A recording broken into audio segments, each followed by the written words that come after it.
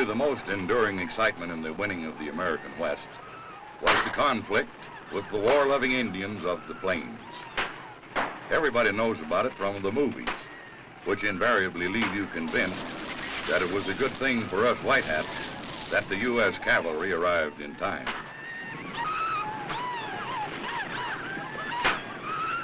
On the other hand, there are many authorities who will tell you that the Indians were miserably treated and that some of their defeats were sneak attacks, staged when the Indians were peaceably thinking about something else. Much has been said for both views, and Western historians being what they are, there's a good chance it will continue to be.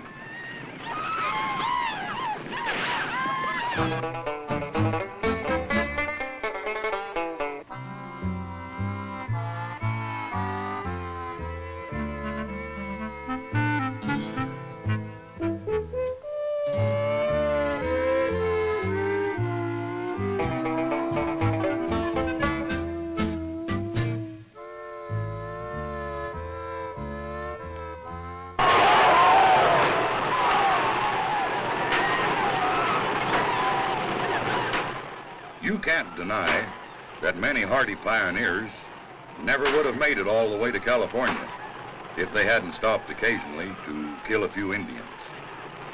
But at the same time, there are arguments for treating the foe with more humanity and understanding.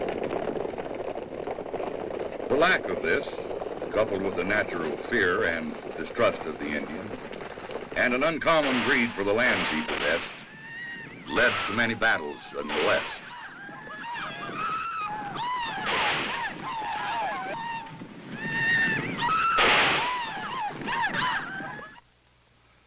Nonetheless, it is true that the backward look is more discerning than the view of what lies ahead. The pioneers had never in their lives encountered a creature more savage or more inventive in the science of torture than the Plains Indian. In their view, he was a menace and ought to be exterminated.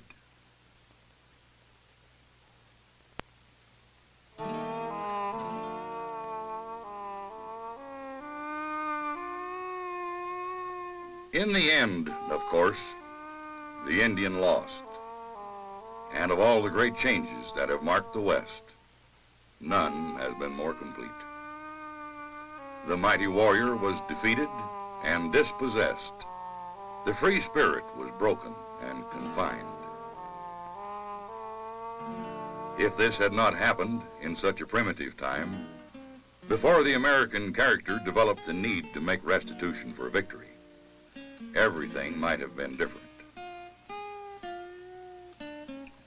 As it is, we'll worry about it forever.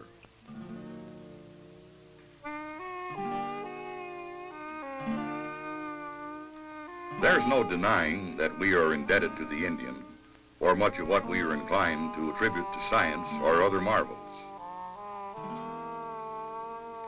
Nearly half of the American farm output consists of plants domesticated by the Indians before Columbus ever had the urge to leave home. How the potato caught on in Europe, for example, is something that everybody knows. In addition, the basic methods of planting, irrigation, and cultivation were arts the first settlers in America learned from the Indians.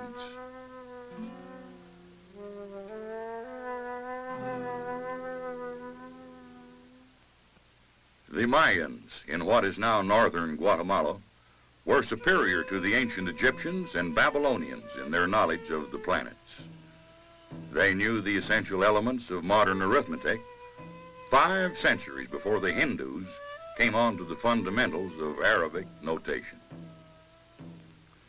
They were masters of architecture and the arts, and determined the length of the tropical year 1,000 years before Pope Gregory got around to it. On the west coast of this country, the Pomo Indians invented a form of currency using clamshells and magnetite, and had a system of counting using a unit of 100 fours. The northwest coast tribes had copper coins, helmets, and body armor.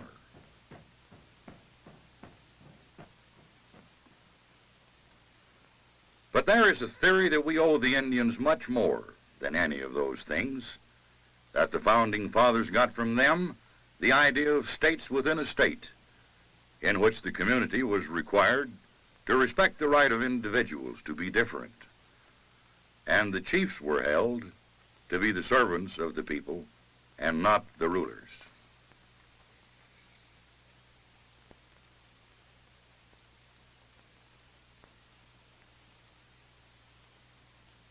The 5 civilized nations, the Cherokee, Seminole, Creek, Choctaw, and Chickasaw, were remarkable for their amenable ways. And the famous Iroquois Confederacy, which included the Mohawks, Onondagas, Senecas, Oneidas, and Cayugas, is the group from which the Founding Fathers got some of the basic ideas of American democracy. In 1821, the great Sequoia finished a written language for the Cherokees, and the year before that, they had a formal government with a code of laws and a paid legislature. In 1828, they had their own newspaper.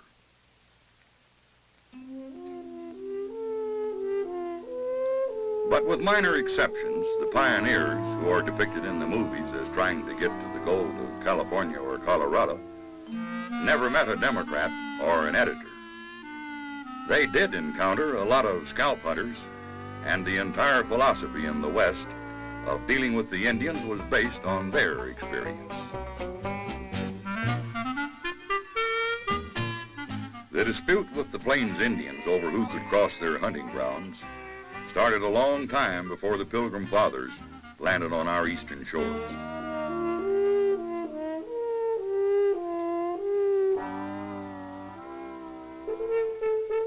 The Spanish, who brought religion and planned to take away gold, were the first to encounter the Apaches and the Comanches, and they regretted every minute of it. But it was these pioneer explorers who gave the Indian the one thing he needed to perfect his natural talents for war, the horse. Francisco Coronado and Hernando de Soto left behind horses that multiplied rapidly on the green grasses of the plains, and the Indians were not long in putting the horse to use. Historians are reasonably sure that the Kiowas had learned about the horse and were mounted by 1682. The Pawnees were riding into battle by 1700, and the Comanches, who made cavalry tactics an art to be envied by the white man, were dealing mounted misery to their enemies by 1714.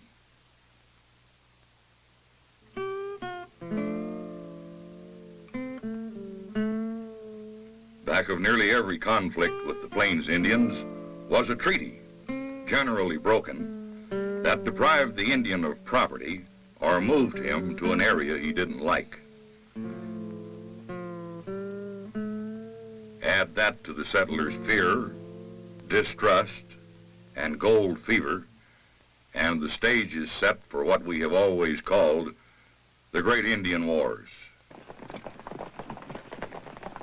They were colorful and exciting, all right, but the biggest thing about them was the expanse of wild country they covered. The bloodiest of these conflicts all put together averaged only about 175 Indian casualties each. But it may be true, as they said back in the 1880s, that for each Indian killed, the total cost to the U.S. government was $1 million. Whatever the cost, it was high in money spent for troops, property lost, and human lives that can't be figured in dollars.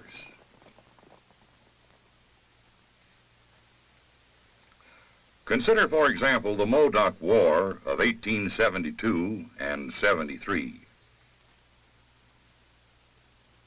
The Modocs were not Plains Indians, but the conflict came at a time when dealing with the Plains Indians had led Western settlers to the erroneous conclusion that every Indian was hostile and a potential menace. The Modocs lived in the extreme northern part of California and had a reputation for being peaceful if left alone. In October of 1864, a treaty was made with the Modocs, the Klamaths, and one tribe of the Snake Indians, by which they surrendered all their lands and accepted a reservation in Oregon. There was trouble from the first.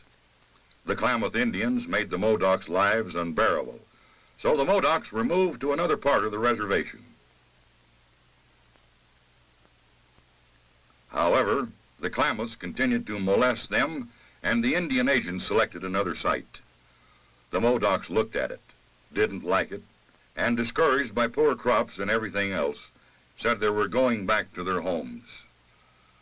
On November 28, 1872, an officer commanding 40 troops and 10 civilians went to the Modoc camp and demanded all their arms. Their chief, a dignified old Modoc named Captain Jack, refused to give up the weapons or surrender anything else. Somebody fired a shot. The troops attacked, killed 8 or 9 Indians, and caused the others to flee to the hills. There followed a prolonged fight. For a while, the Modocs stood off all comers from their lava bed stronghold, but in the end they surrendered. When the casualties had been counted, the troops had lost 79 soldiers and civilians, while the Indians lost 10. The whole miserable affair cost more than $500,000, although the value of the little piece of land the Modocs wanted was probably about $10,000, and an Indian agency could have been added for perhaps $20,000. Beyond dispute, the Modoc War could have been prevented for about 1/20th of what it cost to fight.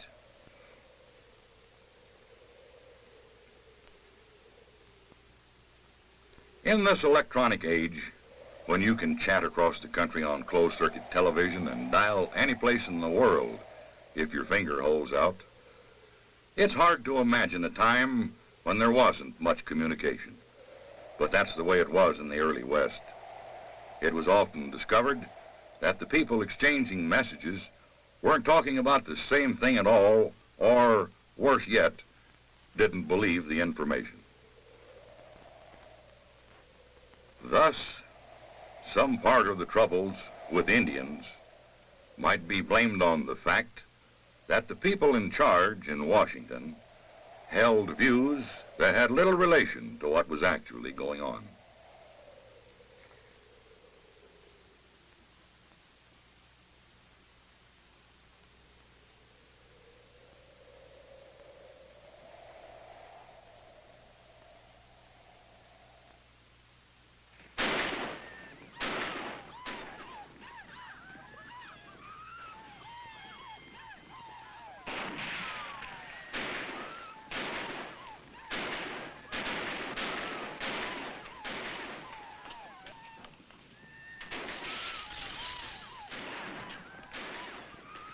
A reluctance to believe that the Sioux were capable of almost anything may have been one of the reasons that the trouble at Fort Phil Kearny is better known as the Fetterman Massacre.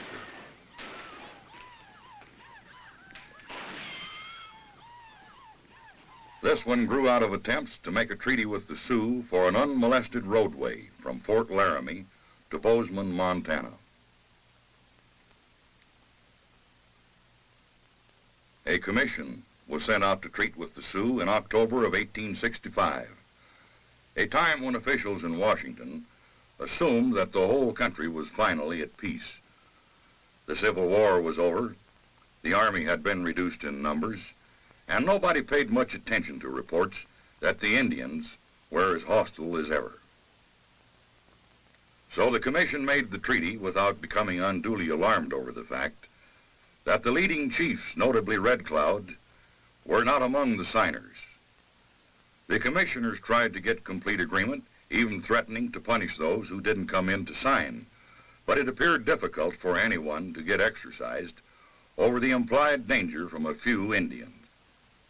In June of 1866, Colonel H.B. Carrington, an engineer, was ordered up from Nebraska with some 2,000 men, of whom 8 companies were assigned to fort-building duties along the new route. They numbered about 700, of whom 500 were raw recruits. As one historian has commented, the soldiers were splendidly furnished with everything except arms, ammunition, and horses. Most of them had virtually obsolete muzzle-loading Springfield muskets, for which they had planned to obtain extra ammunition at Fort Laramie. Fort Laramie didn't have any. As soon as the destination of the troops was made known, Red Cloud and other anti-road chiefs sent word that they wouldn't even meet with anybody to discuss a treaty, but nobody saw any warning in that. In mid-July, Colonel Carrington, who was not exactly an experienced Indian fighter, selected a site for the new Fort Kearny at the mouth of the Little Piney Creek in the Powder River country. A contemporary historian noted that preparations for defense were at once begun by mowing the parade ground and putting up signs to keep off the grass.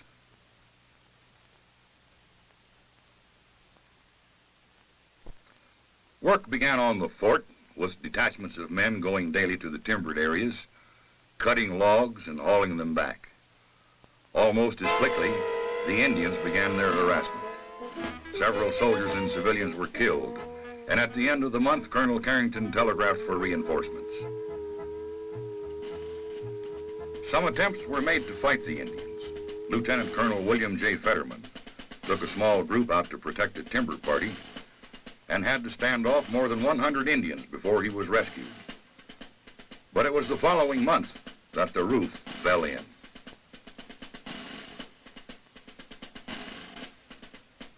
On December 21, 1866, Red Cloud set up the kind of trap for which the Sioux became famous. A workforce of some 90 men were sent to cut timber and discovered that they were surrounded by hundreds of Indians who had been patiently waiting for them to show up.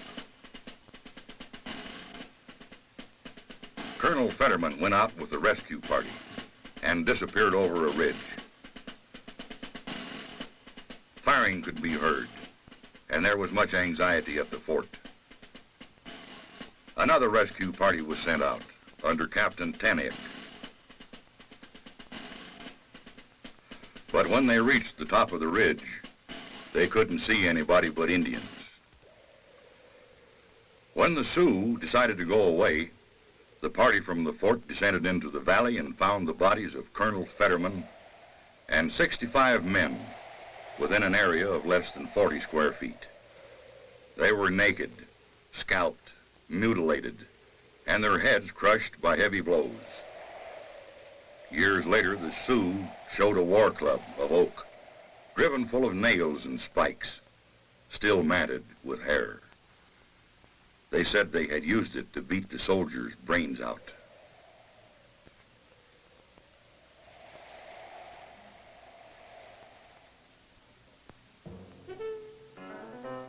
You have to admit, of course, that there were massacres on both sides.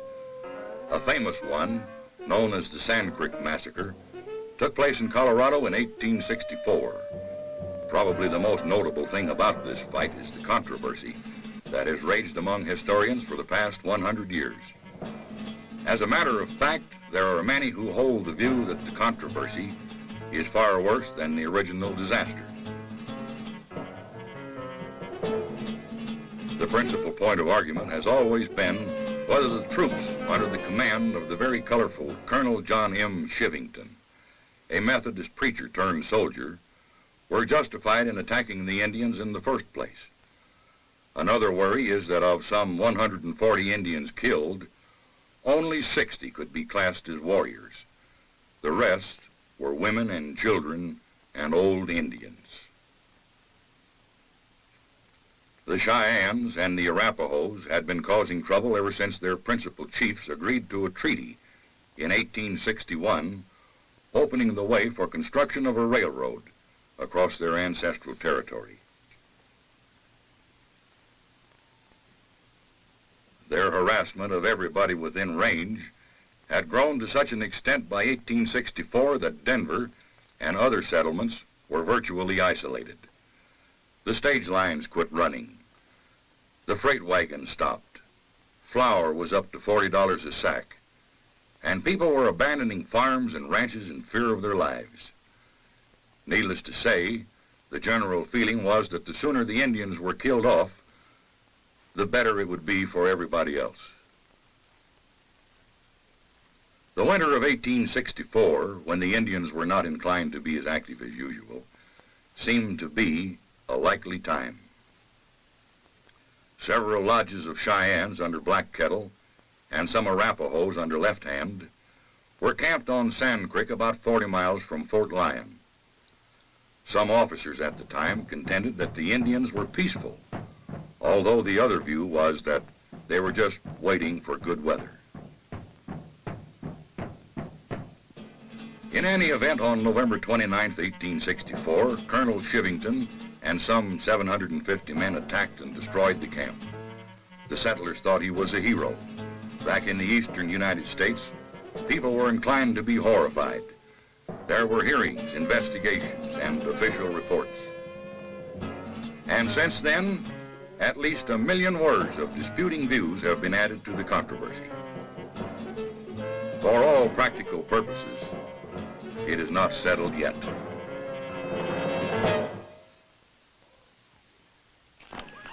The most famous of massacres was the Sioux trap that dispatched General George A. Custer and 276 officers and men on the Little Bighorn River in June of 1876.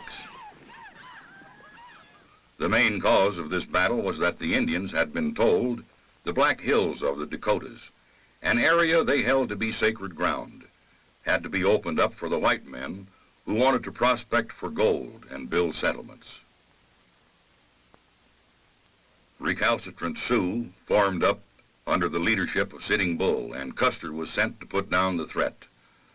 Instead, he rode into a well-planned ambush.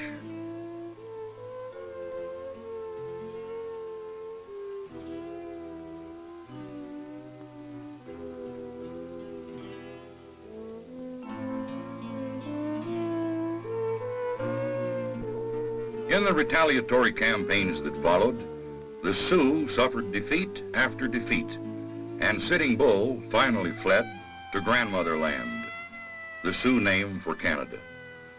There they were tolerated, but given no assistance of any kind. So in July of 1881, Sitting Bull and his little band returned to surrender.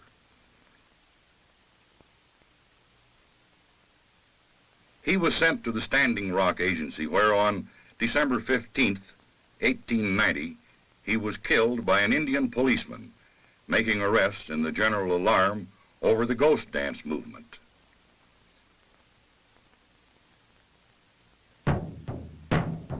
The ghost dance movement was an almost pathetic belief that the ghosts of all the dead Indians would rise up and all the slaughtered buffalo would return in a great miracle that would see all the whites swallowed up by the earth. This religious frenzy led to the last major Indian fight in the West, the Wounded Knee Massacre in December of 1890. Sometime in the late 1880s, a Paiute Indian named Wowoka said he had a vision about the return of the ghosts, and he was accepted as a messiah. The movement spread, like last hopes always do, throughout the West. Indian meetings for the ghost dance soon attracted the attention of army leaders who expressed alarm. They suspected that the Sioux chiefs planned to use the movement for an uprising. So the Sioux leaders were being rounded up at the time Sitting Bull was killed. His death created immediate excitement among the Indians. A group of Sioux engaged in a fierce battle with Indian police, leaving 12 dead. Then a party of some 350 Sioux started for the Badlands, but were caught and returned to Wounded Knee Creek 20 miles from the Pine Ridge Agency.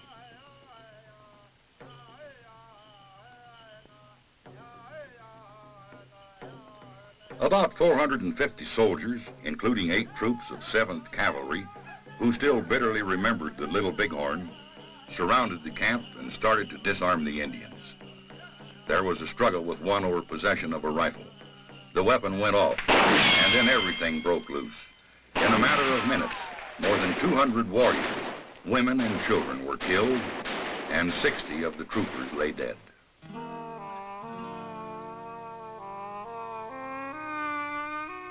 It was the end of the Ghost Dance movement and the end of the Indian Wars. In a way, it shows you that nothing ever went right in dealing with the Indians. The white man brought them nothing but trouble. Today in the United States, there are about 520,000 Indians. The experts who guess at such matters say this was just about the population when the white invader first arrived in this country and all the shooting started. Perhaps they have regained their numbers, but the glory is gone forever. Probably about half the Indians in the United States still live on reservations, and most of them are reluctant to leave. Federal programs are provided to relocate them elsewhere and find employment suited to their talents.